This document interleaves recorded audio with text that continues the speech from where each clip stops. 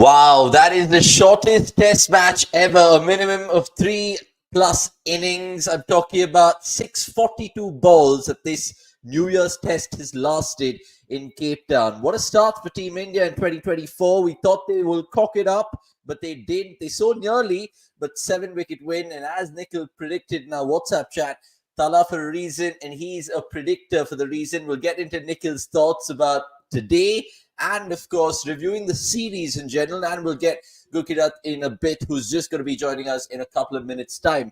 But right here, right now, some are even saying, Nick, it's an end of an era for South African cricket in terms of Dean Elgar, of course, hanging up his boots, and how they're kind of seeing Test cricket going forward, as we spoke about in day one review. But right here, right now, your reaction to India's 7-wicket win, please. Phew, that's how it feels.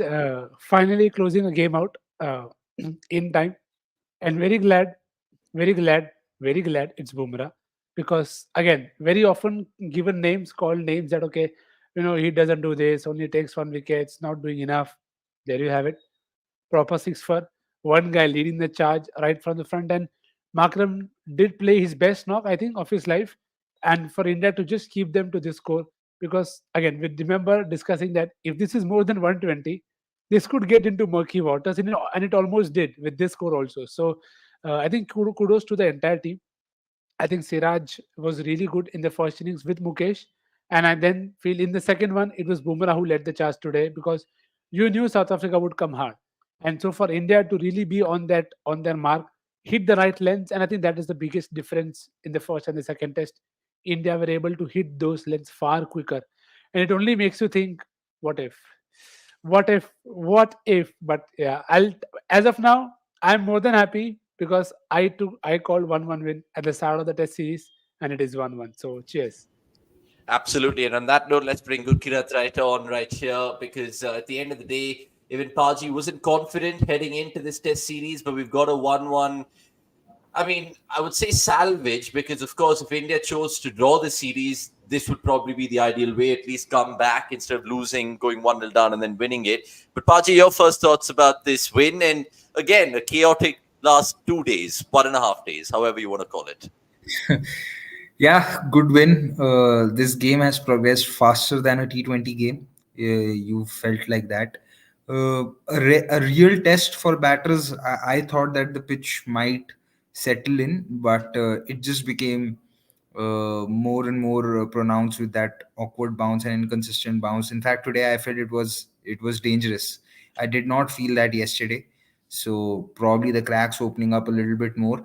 Uh, History being created. First time India have ever won in Cape Town. It's not something that has happened a lot. First 2006 time, was the first time a team, in fact, from Asia winning in Cape Town.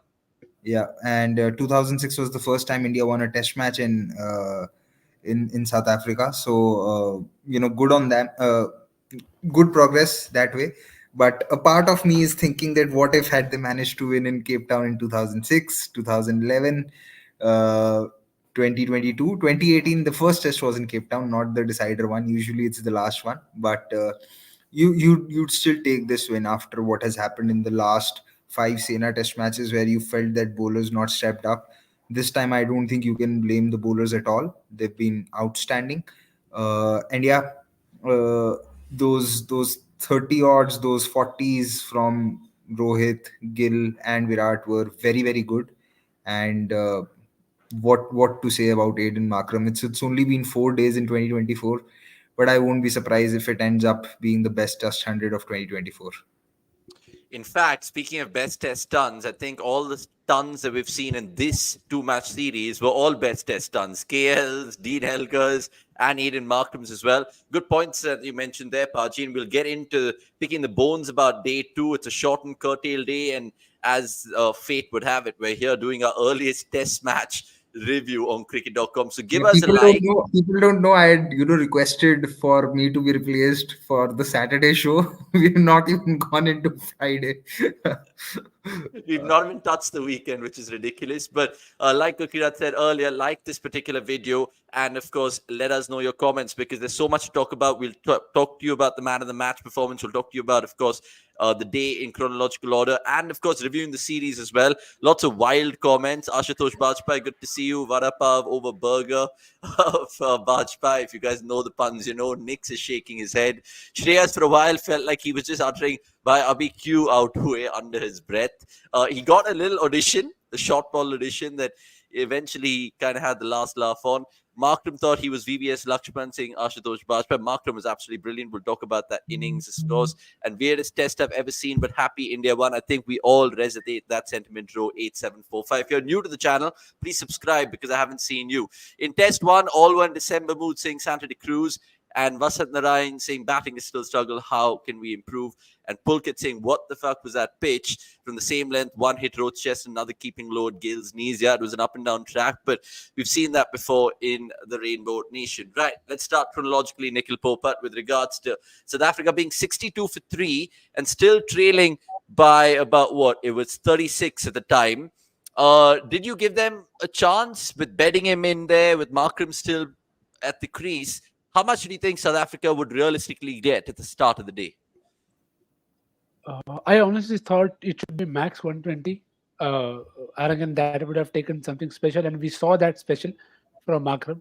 So I think that was the max that, and I hoped from an Indian point of view as well that that is the max that they get, because even that, as we discussed yesterday, would still be a place where you have a couple of partnerships and you are, halfway or almost through. So that was my aim there. I think Bedingham began well. I don't know how you can call began well with that top edge, but then he wanted to drive and then got out. So I think that was probably the way I thought they'll play, that they'll be aggressive. They'll look to get as many runs as they can, which is again fair also. You have to play on the merit and you need some slice of luck. So I think in that sense, once Bedingham got out, you knew Markram would keep attacking. Gukirat, let's just sort this debate out. I know it's futile right now because at the end of the day, India won. But in that morning session, lots of chat about the opening bowlers for India on the day, Bumrah and Mukesh. People are eventually, in hindsight, saying, oh, they should have given Siraj. And someone even questioning Rohit's tactical decisions, which has been a theme throughout the series. Where did you stand on that particular talking point? Yeah, I felt, see, I read what Sumesh also had to say on our chat, that both the senior bowlers wanted to bowl from one particular end, and Mukesh had done a decent job. So that is still understandable to an extent, but, Siraj just having a 1 over burst and not bowling enough was something which was surprising. And yeah, that is where you felt. And what I'm on board with is Bumrah getting an extended spell, because thankfully there was that proactiveness that you cannot really risk a lot of runs here. And credit to Bumrah for being, accurate and as good as he's been. His second five for here in Cape Town, and third overall in South Africa, really set the game up. I thought it could really be a short chase when he got that cotton bowl of Jansen, but then there were some scares. So it's been a pattern, not just in this test series with some tactical calls. It's been a feature of Rohit's tenure as a captain. He's left many times some things to be desired.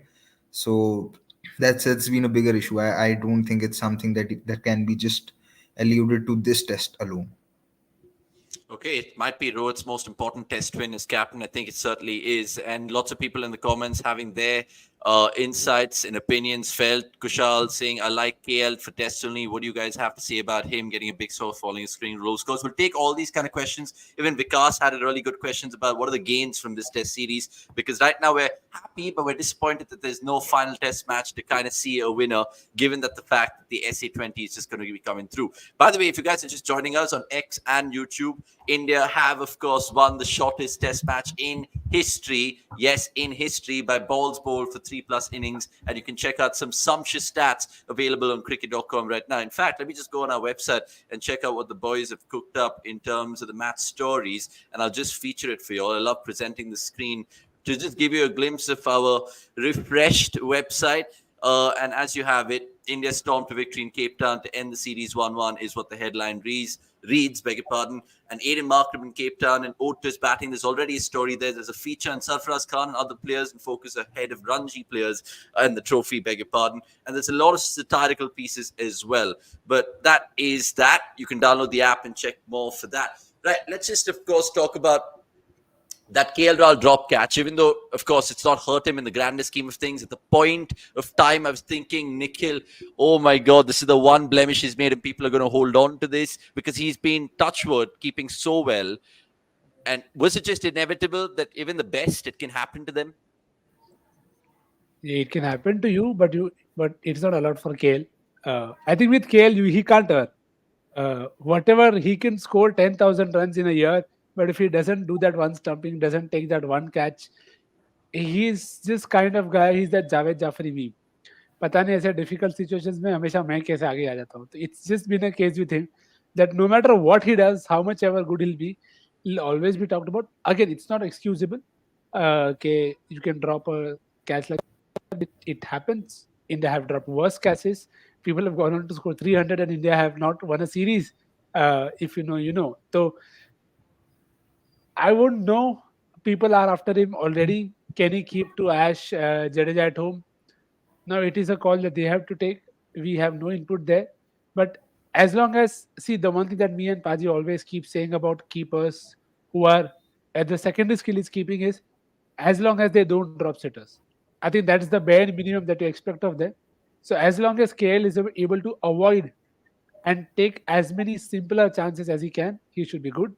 But yeah, at that point of time, I got Chandimal vibes. I'll be very honest. Especially when Prasidh got hit for 20 runs in that over. I felt this could go the Chandimal route, but thankfully not. It's also where I miss Jadeja. I don't know why India never tried him, even was single over. I don't think it was ever going to be that bad कि उसको 6 छक्के मार देंगे. So again, it's just one of those things, as Paji said, it's one of those features of Rohit's captaincy that sometimes he doesn't just it doesn't think at all in that direction. Okay, नहीं देना मतलब नहीं ही देना है, कुछ भी हो जाए. So, but again, that is just nitpicking maybe. But yeah, that moment was scary. But hopefully, come the England test, that isn't happening.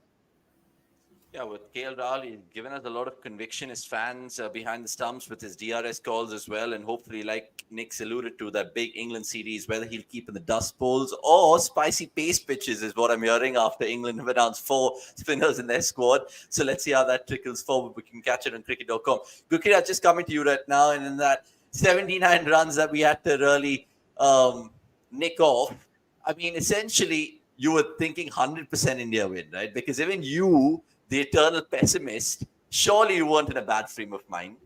Yeah, no, then I was confident because you know what happens with that kind of a target is you needed someone like Jaiswal to hit a couple of boundaries and then you cannot bowl that length which you would bowl otherwise because you know a batter is going to come after you, an edge can fly off, he could connect, you could find the boundaries and then you have nothing to bowl at. So yeah, anything under 100 I was confident. But yeah, that catch, I mean, yes, people will talk about it, but then he also, you know, grabbed a few good ones yesterday. The catch that he got off Zorzi, you know, on such pitches, you're standing so far back that you really don't expect to dive forward to take a catch, and he managed to do that. So I know that there are some talks and some conventional lines of thinking which say, oh no, you need to have a specialist keeper, but specialist keepers don't exist in modern day game regardless of what format you are playing. And if you do play a specialist keeper, you end up hurting your side's balance only in terms of not getting enough runs. And a team like India with batting finishing at 7, they really can't afford to play a specialist keeper anyway. So he might have, you know, dropped the simplest of catches, but he's still your best bet in these conditions to keep. Simple as that from a team balance point of view. Yeah, I fully agree. I absolutely agree with those thoughts. I nearly went on mute there to, of course, play catch up with Gurkirat in that game that we're having. The heavy roller before each innings made the difference, saying Greg K. Greg, good to see you wherever you are in this afternoon.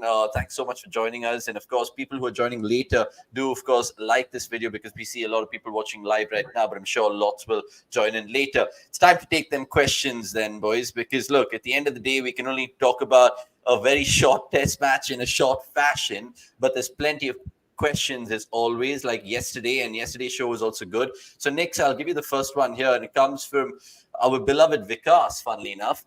He asks, what did we gain from this series, guys? Also, do you guys think two test match series even worth it nowadays?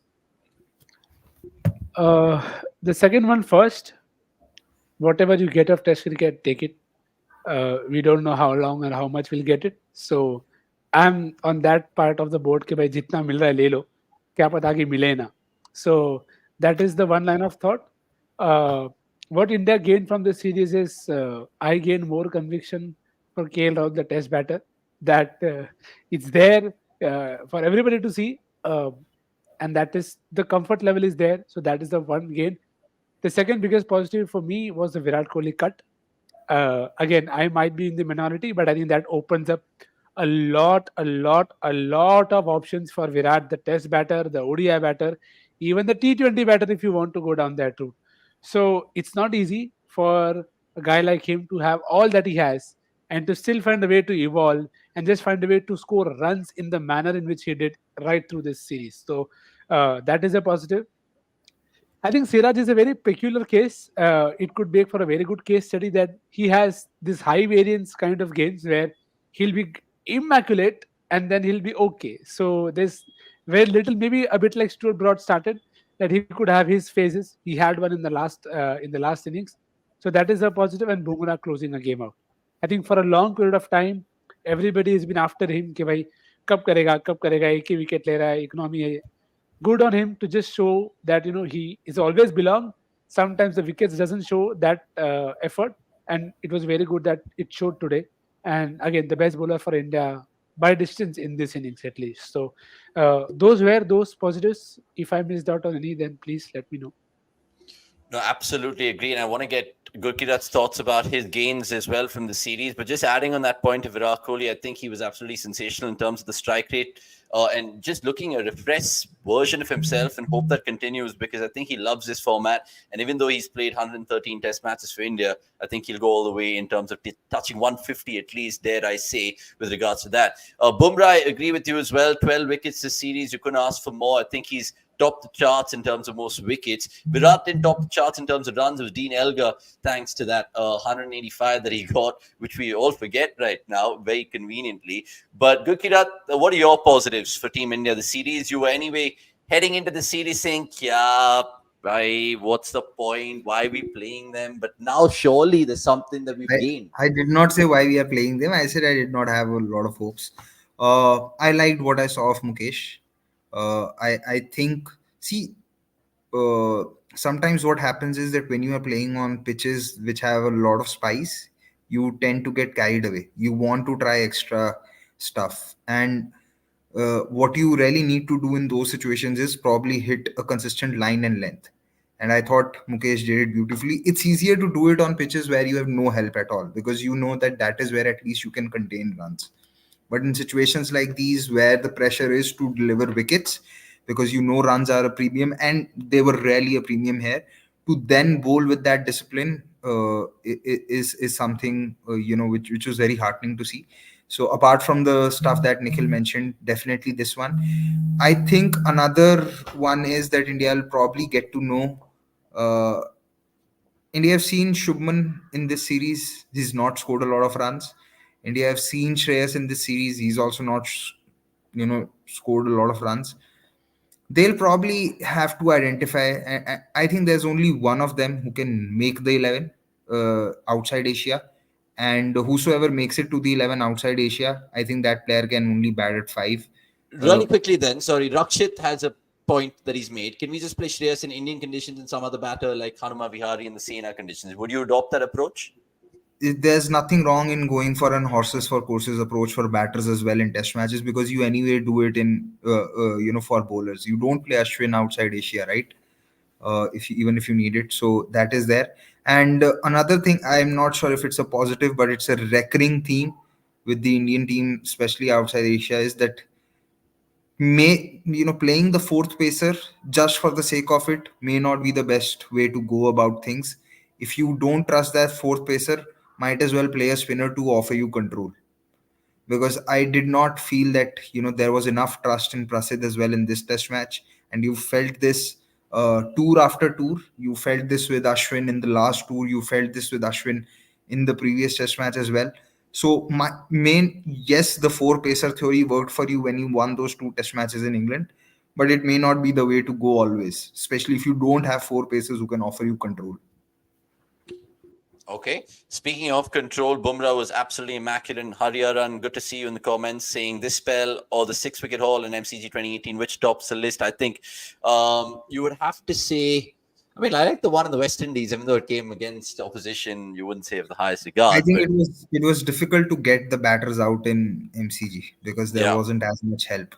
Here, the pressure was different because you did not have the luxury of runs at all, and probably did not have the support in terms of having Ishant or Shami bowl at the other end in terms of controlling the runs.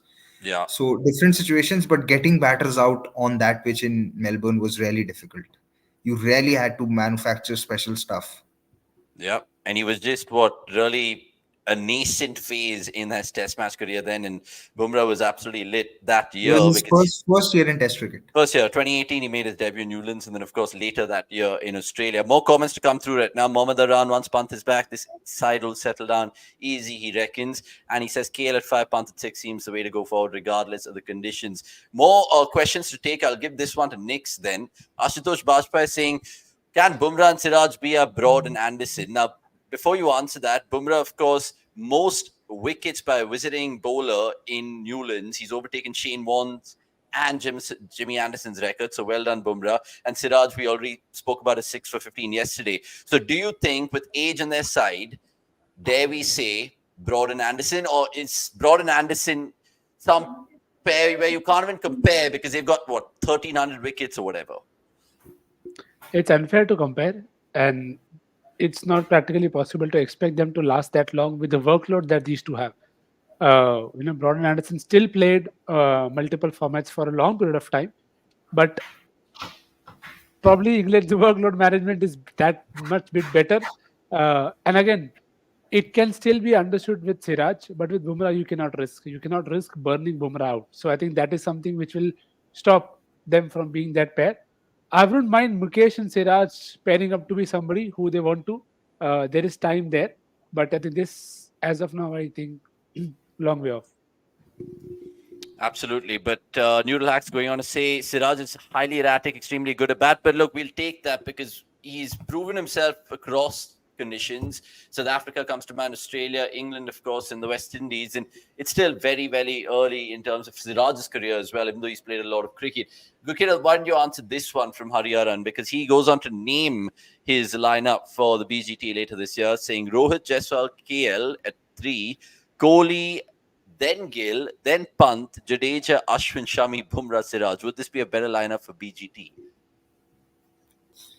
It looks good on paper, but there are a lot of players aging on the wrong side of 30 in this lineup, so you would never be sure of all of them being fit at once. I'm not sure how Pant would be by that time.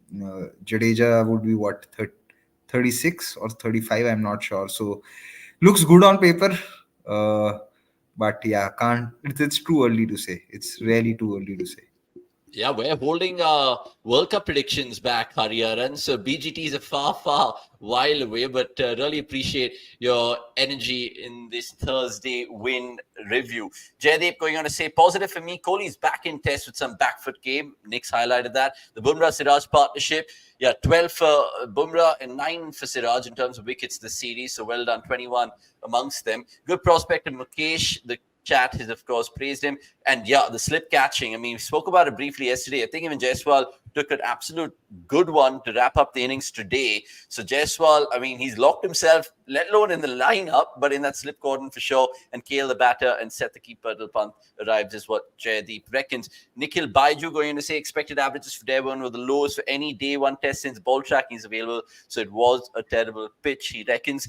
And Nix, why don't you answer Omkar? Because Crick Quiz with Omkar saying, hey guys, do you think men's cricket may also go the 4-day test way like women's cricket? And there's a few parts to that question where I like to add. You look at even the modern day cricketers, because of the influx of T20 cricket, do you think it's got into their mentality, which has crept into their test game of actually biding time and doing old school shit and attritional cricket and all of that? Is that gone out of the window? I don't think it's a simpler answer for me. It may go down there to maybe for the commercial angle more than the angle of getting better cricket. I don't think 4-day will give you better cricket because pitches are such, the batting and the bowling is such that you hardly see 4 5 day games now because people are moving on. But you also see the baseball that happened in Pakistan. Those were 5 day games, and you saw a result because you had that much time. So it depends on a variety of factors. I wouldn't want it to be 4 day for anyone, be it men's or women's. I just feel something you should not meander or give people a more room for error. Why? If you are getting it done in 3 4 days, it's okay. I don't care. But I don't want it to be an excuse for them to play quick cricket or entertaining cricket. So again, I am on that side that it is 5 day. It's been 5 day for a reason. और अगर कर रहे हो तो फिर एक साथ long term करना. आज 5 डे कर रहे हो, आज 4 डे कर रहे हो, फिर बोलोगे 3 डे करते हैं, फिर बोलोगे 2 दिन करते हैं, फिर बोलोगे एक ही दिन में 4 बार खेलो. So I just feel you'll have to draw a line somewhere, and I don't think it's easier said than done because even hosting a 5 day test takes a toll on a lot of boards. So unless you're able to find a very sweet spot with all the boards saying कि अच्छा 4 day test है, ये ऐसा funding है, and we can assure a lot of people will play it, then I'm okay with it. But otherwise, though, it should be 5 day for all. I agree with Nick. So, Gurkira, where do you stand in this? Because we have to keep an option open for the rain and all of that kind of stuff as well, right? Yeah, that is there. And you look at the last Ashes, test matches went till the fifth day and you had good matches. So, if there had been no fifth day, then you would have ended up with what, 3 draws or 4 draws? I don't know. So, you probably need that. See, uh, if you will, then if you actually make 4 day test matches or, make the mandate that test matches will be 4 days, what you will see happening a lot more is the pitches like these or the ones in Indore, because then anyway with the WTC there's a lot of pressure to win test matches because you want those points and you want to move forward, and then you will start seeing a lot more extreme pitches because now you need results even more desperately because there's far lesser time. So it's fine. You should not really see. You also have to understand. I mean, there has to be some reason to it. Why do you want to do it? Unless you are saving money, then it's a different thing. But quality or everything else, I am not sure that it's going to improve. Okay, a few more questions before we wrap up. Another 5 minutes or so. So all you guys get your questions in. I'll take as many as we can. Abbas Kundi, Kushal, who else? Vasan Narayan, good to see you all.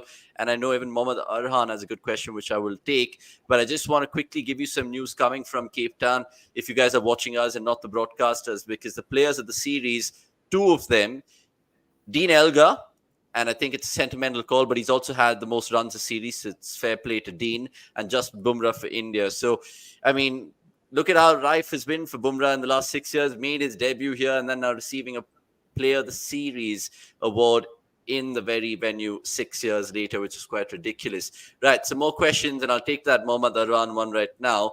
And it's something that we've been talking about since the WTC won on this platform, that Tailenders really need to start batting and practicing, especially in across formats, but especially in tests. Gurkirat, you first.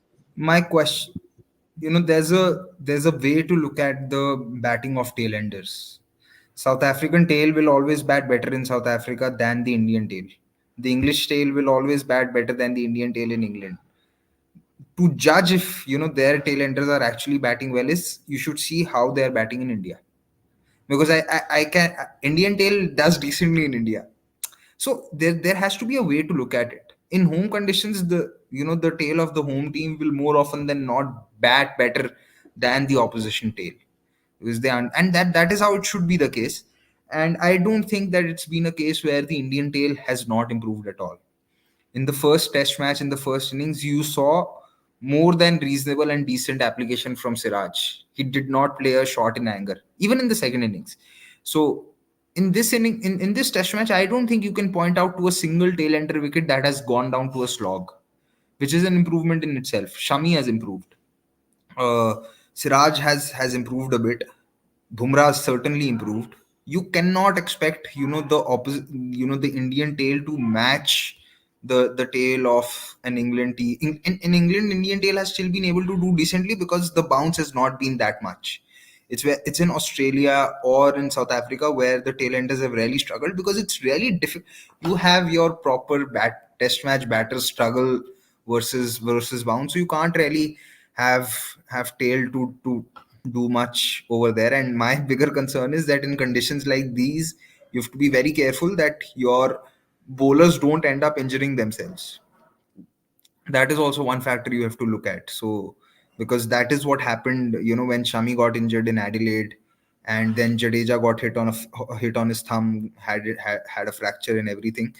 So the tail has improved, but you cannot really expect them to do what the opposition tail does. Yeah. I don't think it's a fair comparison.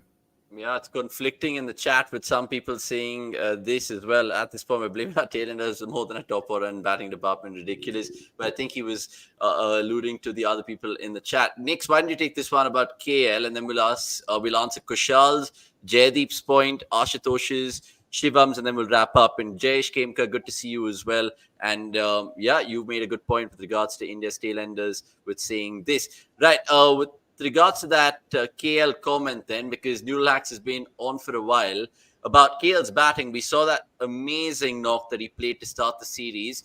Is it just a case of law of averages where we can cut him some slack? It's a new position for him. Nix, what do you attribute it down to?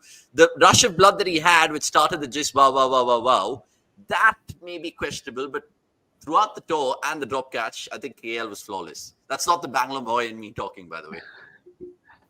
No, I think that is something we'll have to keep a key eye on, because see, he got runs in the World Cup also consistently. So it's not that he can't do it, but I think conditions in both these tests were difficult for the batters, and you only saw one guy batting confidently, which is why I felt Kohli was probably the better option in terms of player of the series, because he looked the best batter in more innings than even Dean Elgar. I don't know if people will agree to it or not, but that is how I felt about it. And yeah, those string of low scores can be avoided.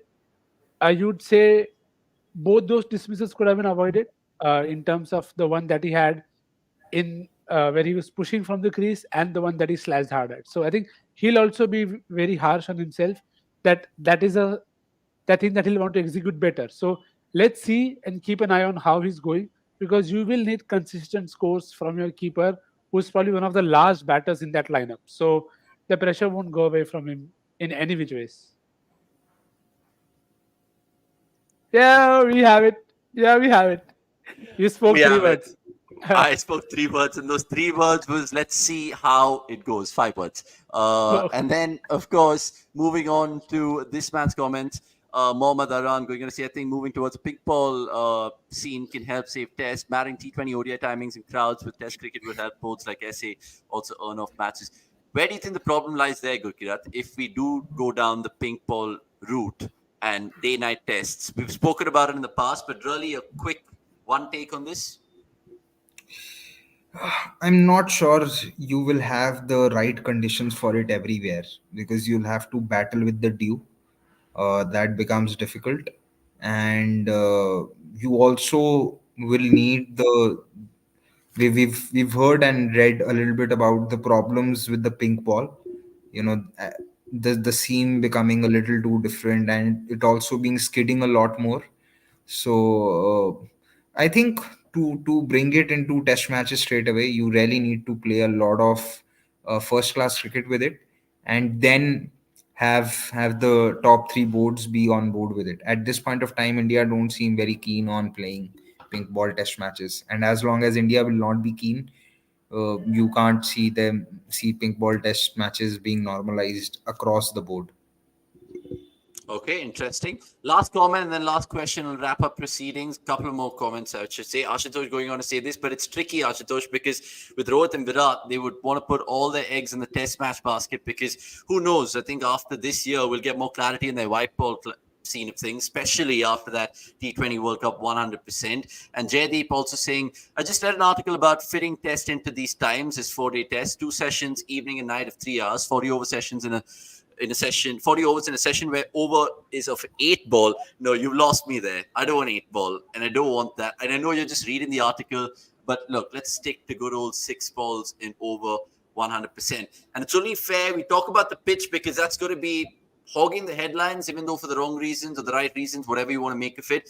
But Shivam Sethi going to ask this, boys, are only right now in world cricket Australia creating pitches that can last 5 days? Obviously, there's a recency bias with what he's seen happening in the Australia-Pakistan series right now. Nikhil, you first. You need to ask whether it is by choice or by force that everybody wants to have 5-day games. So India also dished out a flat deck in Ahmedabad when they wanted to ensure things. So pitches can be prepared to last how many days ever want. It's all about intent from everybody involved. Kukirat?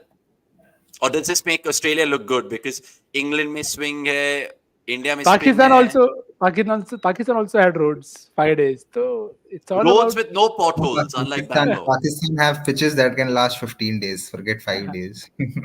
uh, uh, I think the drop in pitches in Australia might have something to do with it because the complaint on that front or on that side has been that due to drop in pitches, the pitches have lost their nature a bit, which has some merit to it because you I think there was a time when the pitch in Sydney really used to behave like a subcontinental pitch. And in Melbourne, you knew that pacers will get far more purchase and spinners will not come into the picture as much.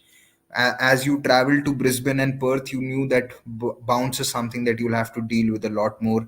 Adelaide was good for run scoring, but you knew that the ball could swing at a particular time, and at that point of time, batting could become difficult. But now I feel that there's been a bit more homogeneity, especially with the pitches in Melbourne and Sydney. So maybe the drop-in pitches have had a part to play in it, but again, it's something which has happened due to the WTC, wherein you really want that result because Brisbane, South Africa, Australia, again, it was a 2-day test match. So yeah, it's probably a team which when a team when it is confident that they can beat the opposition come what may, they will have a pitch that they are confident, okay, we will win against them even in 5 days. When you have even the slightest of doubts, you'll see pitches bordering on one extreme or the other. Okay. And you relax with us and saying Paji and Amazon Prime, the test series that's gone and kind of Yeah, takes the yeah. Sydney. So Sydney and Melbourne were very similar. In fact, if anything, Melbourne had lesser bounce than Sydney, which was very, very absurd. Yeah, absolutely. I mean, now that you look back at it in hindsight, just makes you about conditions of the game and how much it really has shaped this second test in terms of conditions. It's done and dusted in a day and a half, and we like it that way because we get the extra day off. So good on Kukirat and Nikhil to lend their insights with regards to all which has gone on in this 1.5 days. Jaydeep, we spoke about this in yesterday's show. Go check it out. We felt that they should have probably kind of weathered the storm, gone in at lunch unscathed, and it could have been a whole different conversation we're having right now. But nonetheless, we'll see you guys tomorrow, i.e. cricket.com's watch along with regards to the Indian women taking on the Australian women.